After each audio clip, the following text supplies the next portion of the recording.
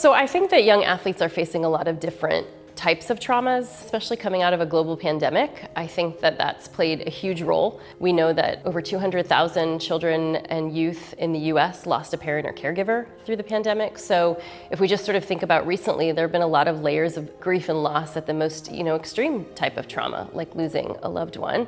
There are lots of other types of traumas, though, even before the pandemic, that we have seen rates continuing to increase, particularly in the case of child abuse and neglect. So this is another type of public health epidemic, the rates of child abuse and neglect for youth throughout the United States. So I think it's really important for coaches and parents to kind of think about, where kids are coming from. How do we meet them where they are, recognizing that they're coming from lots of different backgrounds.